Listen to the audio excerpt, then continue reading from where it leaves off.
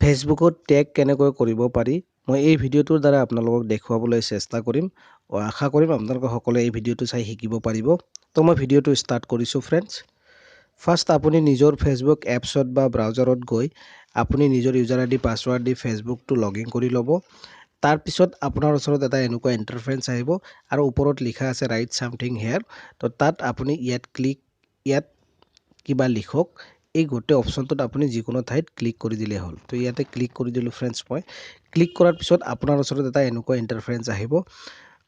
তাৰপিছত আপুনি ফটো বা ভিডিঅ' অপশ্যনটোত আপুনি ক্লিক কৰিব লাগিব। তাৰপিছত আপুনি XYZ যিকোনো এটা ফটো আপুনি ল'ব লাগিব। তো ফ্ৰেণ্ডছ মই এটা ফটো লৈছোঁ আপোনাৰ সন্মুখত। এই ফটোটো লোৱাৰ পিছত আপুনি ওপৰত ডান ক্লিক কৰিব। ডান ক্লিক কৰাৰ পিছত মোৰ ওচৰত এনেকুৱা ধৰণৰ এটা ফটো আহি গ'ল ফ্ৰেণ্ডছ। আপোনালোকে সকলোৱে দেখিছে। তাৰপিছত আপুনি চাব তলফালে এটা আপোনাৰ 4টা অপশ্যন আছে। তাৰপিছত আপুনি ইয়াতে অপশ্যনটোত ক্লিক কৰিব। ক্লিক কৰাৰ পিছত ওপৰত এটা উইণ্ড' আহিব।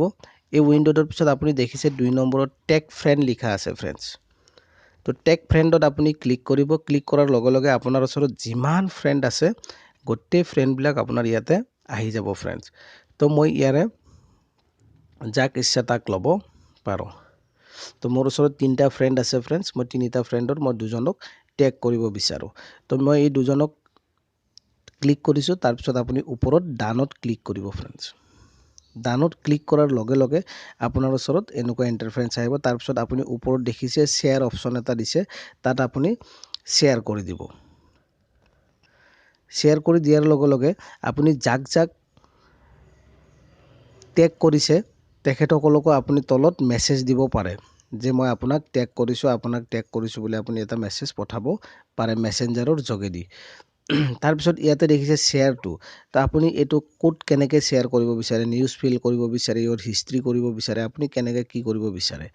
তো ইয়াতে আপুনি ক্লিক কৰিলে আপোনাৰ পাব্লিক ফ্ৰেণ্ডছ এইবিলাক কোনে কাক কি কৰিছে আপুনি পাব্লিক কৰিলে আপোনাৰ গোটেই সকলোৱে মানে আপোনাৰ টেগটো দেখি পাব।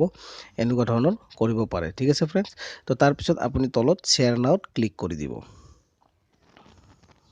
ক্লিক কৰি দিয়াৰ লগে লগে আপোনালোকে দেখিছে ফ্ৰেণ্ডছ মোৰ পোষ্টটো টেগ কৰা পোষ্টটো শ্বেয়াৰ হৈ গৈ আছে।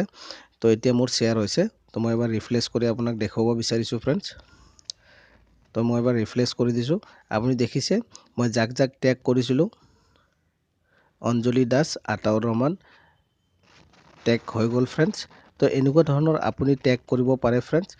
তো আজি এই ভিডিঅ'টোত মই আশা কৰিছোঁ আপোনালোকে টেগ কেনেকৈ কৰে শিকি গৈছে ফ্ৰেণ্ডছ। আৰু এনেকুৱা সৰু সৰু ভিডিঅ' লৈ মই আপোনালোকৰ ওচৰত আহি থাকিম। তো আৰু যদি মোৰ ভিডিঅ'বোৰ ভাল লাগে আপোনাৰ হেল্পফুল হয় তেতিয়াহ'লে মোৰ চেনেলটো আপুনি ছাবস্ক্ৰাইব কৰি ল'ব পাৰে। আৰু মোৰ ভিডিঅ'বোৰ বেছি আপুনি লাইক শ্বেয়াৰ কমেণ্ট কৰক। ঠিক আছে friends. All the best. Next ভিডিঅ'টোত আকৌ লগ পাম।